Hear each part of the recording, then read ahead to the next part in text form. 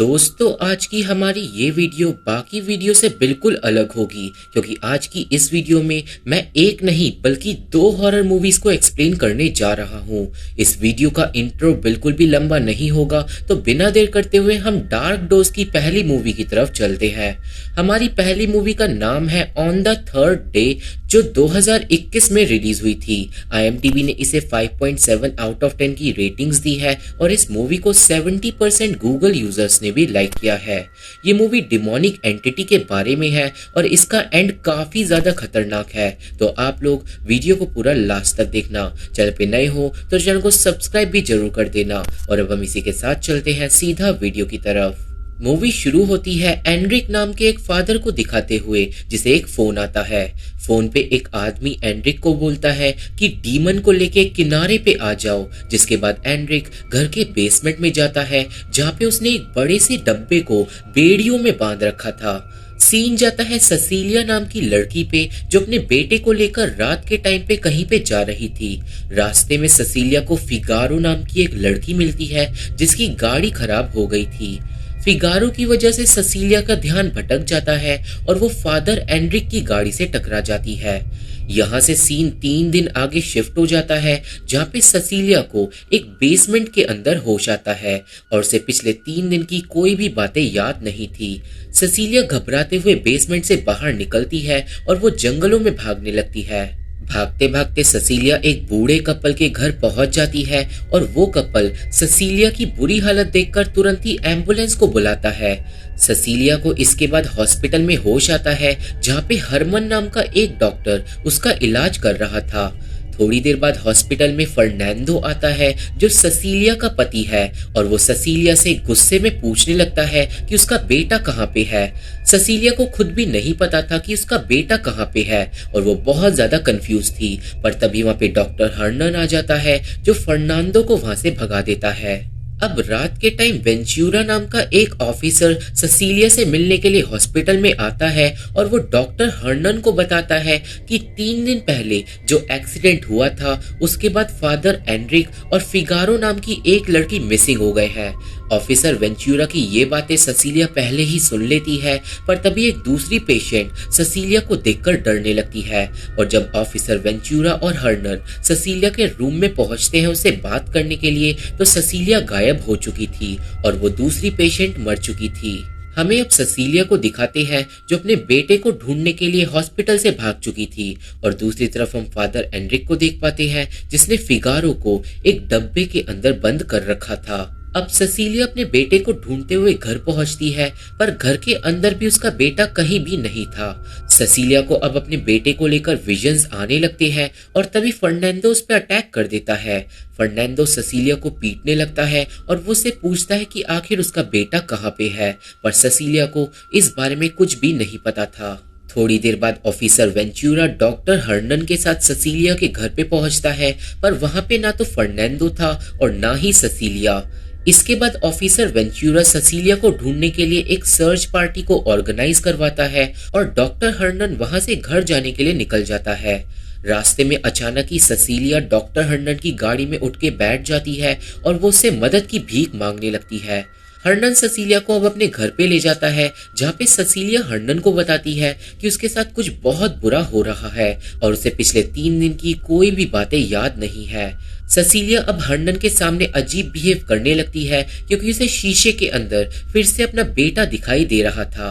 Cecilia की ये हालत देखकर हर्नन फोन करता है एक प्रीस्ट को, जो हिप्नोटिक टेक्निक में माहिर था, और वो प्रीस्ट ससीलिया की मदद करने के लिए मान जाता है। सीन जाता है फादर एंड्रिक पे, जिसने फिगारो को एक चेयर पे बांध रखा था और वो उसे ऐसे ट्रीट कर रहा था जैसे फिगारो कोई इंसान है ही नहीं। दूसरी तरफ ऑफिसर वेंचूरा हर्नन को मिलने के लिए बुलाता है और वो हर्नन को बताता है कि फर्नांडो भी गायब हो चुका है और इस सब के पीछे शायद ससीलिया का हाथ है। हर्नन इसके बाद ससीलिया को अपने घर से पिकअप करता है और वो दोनों निकल जाते हैं उस प्रीस्ट के घर के लिए। रास्ते में हर्नन ससीलिया से पूछता है कि अगर वो हॉस्पिटल से भागने के बाद फर्नांडो से मिली हो। ससीलिया थोड़ा इस बारे में सोचती है और फिर वो बताती है कि फर्नांडो उसके पास आया था, जिसके बाद उन दोनों की लड़ाई हुई थी और उसी के बाद से ससीलिया ने उसे नहीं देखा। वो दोनों अब प्रीस्ट के घर पहुंच जाते हैं, पर हम लोग देखते हैं कि ऑफिसर वेंचुरा उन दोनों का पीछा कर रहा था। हर्नन और ससीलिया अब प्रीस्ट से मिलने के लिए अंदर चले जाते हैं और ससीलिया अपनी सारी प्रॉब्लम्स को प्रीस्ट को बता देती है और दूसरी तरफ फादर एंड्रिक फिगारो को जिंदा एक बॉक्स में लिटा देता है।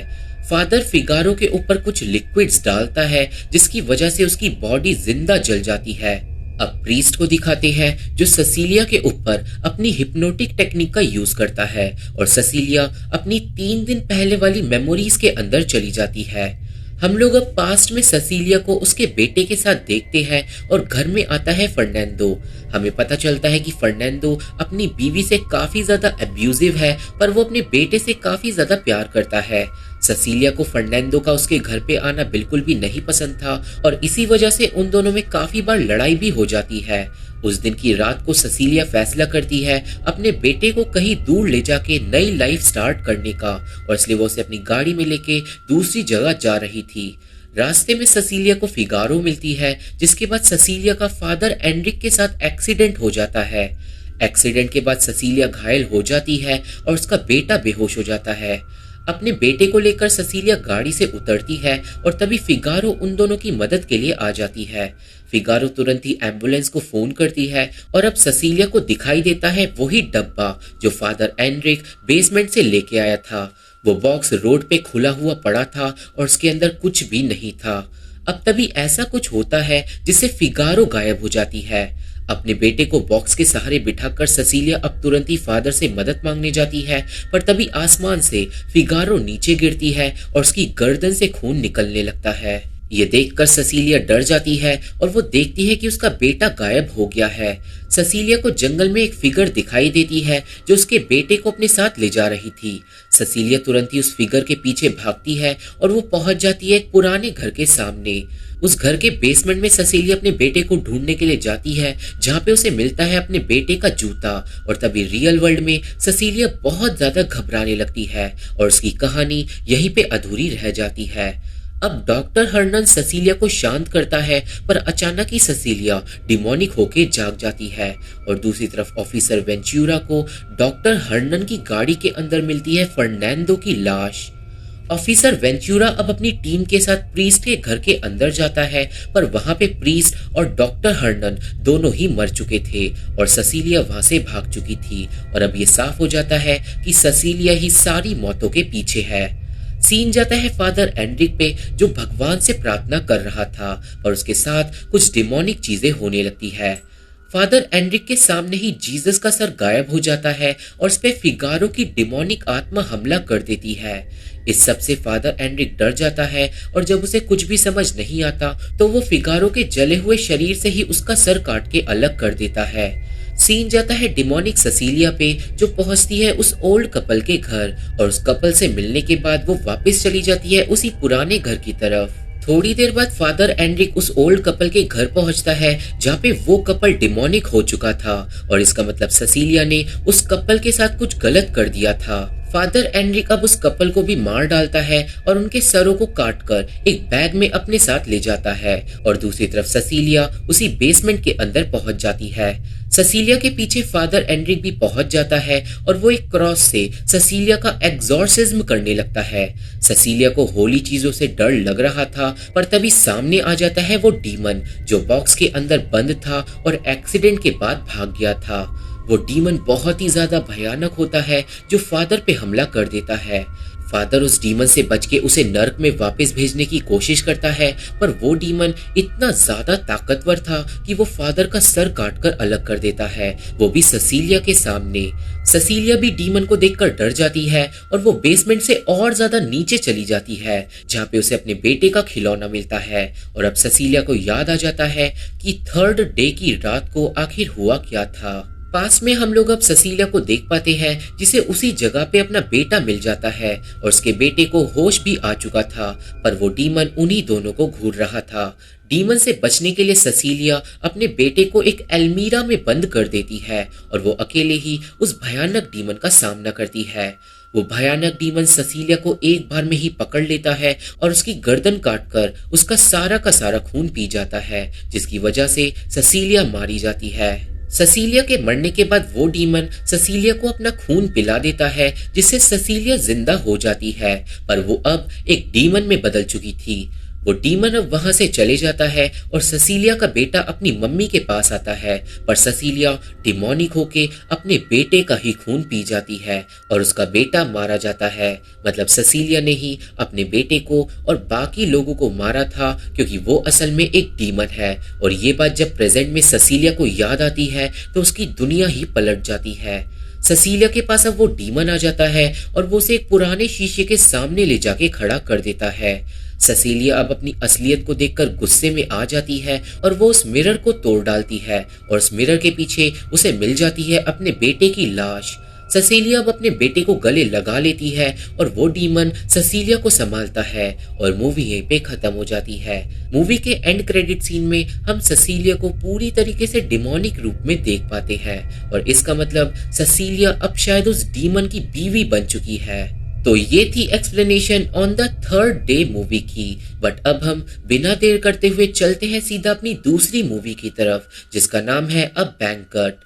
ये मूवी 2021 में रिलीज हुई थी और IMDb ने इसे 4.8 आउट ऑफ 10 की रेटिंग्स दी है and it's 57% fresh on रॉटन tomatoes. ये मूवी बहुत ज्यादा अनसेटलिंग है और इसकी स्टोरी भी बहुत ज्यादा एबनॉर्मल है। आप लोगों ने अभी तक मेरे चैनल को सब्सक्राइब नहीं किया है तो चैनल को सब्सक्राइब जरूर कर देना, क्योंकि अब हम बैंकट मूवी को समझते हुए इसके बारे में बात करने जा रहे हैं। और अब हम इसी के साथ चलते हैं सीधा वीडियो की तरफ। मूवी शुरू होती है एक बहुत ज्यादा अनसेटलिंग सीन को दिखाते हुए, जिसमें होली नाम की एक लड़की अपने पति के लिए शेक बना रही थी, पर दूसरी तरफ उसका बीमार पति जहर पी लेता है और वो मारा जाता है। पर ये सब कुछ होली की बेटी बेट्सी देख लेती है। होली के पति के मरने के बाद सीन जाता है कुछ साल आगे, जहाँ पे होली की फैमिली में सब लोग मूव ऑन कर चुके थे। बेट्सी अपनी लाइफ से थोड़ी डिप्रेस्ड होती है और उसकी बहन इजाबेल काफी ज्यादा स्टेबल होती है, बिल्कुल अपनी माँ होली की तरह। अब सीन जाता है एक रात पे, जहाँ पे बेट्सी अपने दोस्तों के घर पे पार्टी में थी, जहाँ पे उसके दोस्त उसे थोड़ा मजाक कर देते हैं जो बेट्सी को अच्छा नहीं लगता और वो वहां से चली जाती है। बेट्सी घर के बाहर जाके स्मोक करने लगती है, बट वो देखती है कि चांद का कलर लाल है। बेट्सी थोड़ा आगे अब जंगल की तरफ उस चांद को देखने के लिए चली जाती है और उस जंगल के अंदर उसे कुछ विस्परिंग सुनाई देती है और यहीं से एक अननोन एंटिटी बेट्सी को पकड़ लेती है। बेट्सी पार्टी के बाद बुरी हालत में अब घर पहुंचती है, जहाँ पे उसकी मम्मी ने बड़ा अच्छा खाना बना के रखा हुआ था। बेट्सी उस खाने को देखकर बहुत ज्यादा अजीब फील करती है और उसे बिल्कुल भी भूख नहीं लगती। अगले दिन होली इजाबेल को आइस स्केटिंग करता हुआ देख रही होती है, पर तभी वहां पे बेट्सी आ जाती है जो पूरी तरीके से अपने होश में बिल्कुल भी नहीं थी।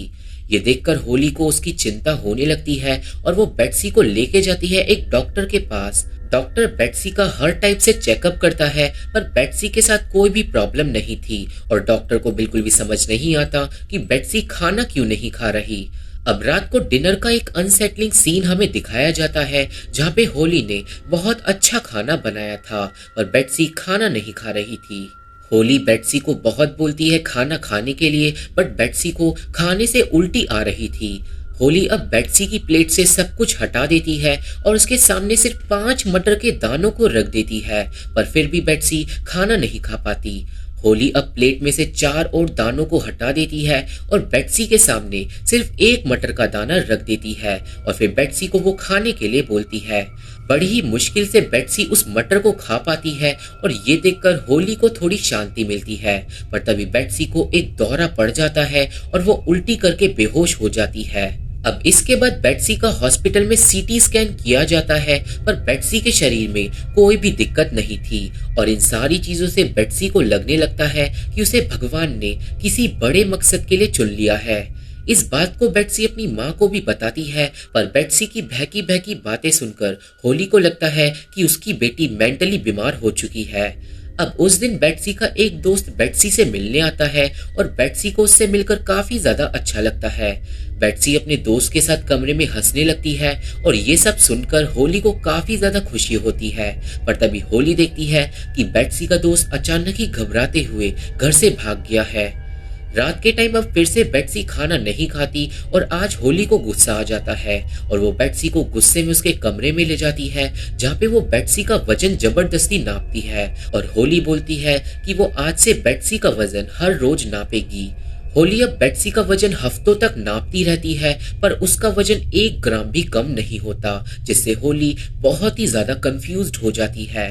अब कुछ दिनों तक ऐसा ही चलता रहता है और बेट्सी बिल्कुल भी खाना नहीं खाती और फिर एक दिन बेट्सी ले जाती है अपनी मम्मी को उसी जंगल में जहाँ पे उसे वो एंटिटी दिखी थी। बेट्सी उस जगह पे अपनी माँ को अपने सुपरनैचुरल एक्सपीरियंस के बारे में बताती है, जिसे सुनने के बाद होली और ज्यादा परेशान हो जाती है और अब अपनी बेटी की वो हालत देखकर होली के दिमागी हालत पे असर पड़ रहा था। यहाँ से सीन 6 महीने आगे शिफ्ट हो जाता है और बेट्सी ने अभी तक खाने का एक दाना भी नहीं खाया था और उसका शरीर अभी तक जिंदा था। होली बेट्सी का इलाज करवा करवा कर थक गई थी और फिर एक दिन होली की माँ घर पे आती है। होली की माँ होली को बोलती है कि शायद बेट्सी किसी मेडिकल नहीं स्पिरिचुअल कंडीशन की वजह से बीमार है और शायद उसके शरीर पे किसी ने कब्जा कर रखा है। अब जब होली और उसकी माँ बात कर रहे थे तो इजाबेल अपनी बहन के शरीर को चेक कर रही थी, जिससे अचानक ही उसकी नाक से खून निकलने लगता है। होली इजाबेल को संभालती है और अचानक ही बेट्सी एक पोजेस्ड लड़की की तरह बिहेव करने लगती है, जिसके बाद वो बेहोश हो जाती है। रात के टाइम बेट्सी अपना गला दबाने लगती है और इन सारी चीजों से बेट्सी की माँ को यकीन हो जाता है कि वो पोजेस्ड है। अब अगले दिन बेट्सी अपनी माँ, बहन और नानी के साथ बैठी हुई थी और वो उन सब से बातें कर रही थी, पर अचानक ही बातों के बीच में बेट्सी को उस एंटिटी की आवाज सुनाई देने लगती है। बेट्सी अब होली को बोलती है कि वो हायर पावर असल में होली के लिए इस दुनिया में आई है और वो बस बेट्सी को एक मैसेंजर की तरह इस्तेमाल कर रही है ताकि वो एंटिटी अपनी बातों को होली तक पहुंचा सके। होली की हालत बेट्सी की इन बातों को सुन के और ज्यादा खराब हो जाती है और रात के टाइम होली अपनी माँ को घर से भगा देती है। होली को बुरे बुरे सपने आने लगते हैं और वो बेट्सी के दोस्त से मिलने भी जाती है और बेट्सी का दोस्त बताता है कि जिस दिन वो घर से भाग गया था उस दिन बेट्सी ने उससे दूसरी दुनिया और फरिश्तों के बारे में बड़ी ही अजीब बातें करी थी। इन सारी इन्वेस्टिगेशन से होली को अब लगने लगता है कि शायद कोई सच में हायर पावर बेट्सी के शरीर के अंदर है जो होली से बात करना चाहती है। सीन जाता है इजाबेल पे, जो अपनी बहन से परेशान होकर उसके पास आती है और वो बेट्सी को कच्चा मीट खिलाने लगती है। बेट्सी को उस टाइम पे बिल्कुल भी होश नहीं आता और तभी वहां पे होली आ जाती है और वो अपनी बेटी को रोक देती है। होली बड़े ही जेंटल तरीके से खाने को बेट्सी के मुंह से निकाल देती है और अगले दिन होली की माँ उसे फिर से वार्निंग देने के लिए आती है, पर अब होली की हालत और ज्यादा खराब हो चुकी थी और मैं कहूँ तो होली धीरे धीरे पागल हो रही थी। अब उस दिन की रात को होली देखती है कि चांद का कलर लाल है और चांद के नीचे खड़ी होती है बेट्सी, जो हवा में किसी से बातें कर रही थी। होली तुरंत ही बेट्सी को पकड़कर घर में ले जाती है, पर बेट्सी बाहर जाने की जिद कर रही थी और बेट्सी बोलती है कि भगवान उसे बाहर लेने के लिए आ चुके हैं। अब होली अपनी बेटी को कसकर पकड़ लेती है और वो बाइबल की प्रेयर्स को पढ़ने लगती है, जिससे बेट्सी धीरे धीरे शांत हो जाती है और वो शांत होने के बाद सो जाती है। अगले दिन होली सोकर उठती है और बेट्सी काफी ज्यादा रिलीव थी, मतलब उस एंटिटी ने बेट्सी का शरीर छोड़ दिया है।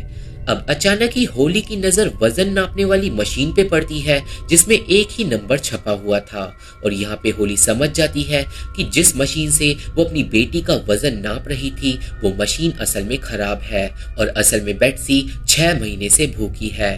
होली को अब समझ आ जाता है कि बेट्सी का शरीर सिर्फ इसलिए जिंदा था क्योंकि उसके अंदर वो एंटिटी रह रही थी, पर अब वो एंटिटी बेट्सी के अंदर से निकल चुकी है और होली अब अपनी सूखी सी बेटी के पास लेटकर रोने लगती है। बेट्सी का वजन और शरीर बहुत तेजी से कमजोर होने लगता है और बेट्सी अचानक ही एक बहुत लंबी सांस लेती है, जिसके बाद बेट्सी अपना दम तोड़ देती है और होली ये सब देखकर बुरी तरीके से रोने लगती है। होली अब अपना मानसिक संतुलन पूरी तरीके से खो देती है और वो गली में रोते रोते भागने लगती है, पर उसे आसमान में दिखाई देती है वो एंटिटी। होली उस एंटिटी को देखकर शांत हो जाती है और उसका शरीर चमकने लगता है और होली एक वाइट कलर की रोशनी में बदल जाती है और मूवी यहीं पे खत्म हो जाती है। मेरे हिसाब से होली को ही वो एंटिटी असल में ले जाने के लिए आई होगी और बेट्सी बस एक मैसेंजर होगी, पर होली की गलतियों की वजह से बेट्सी मारी गई और ये मूवी इसी अनसेटलिंग स्टोरी पे बेस्ड है।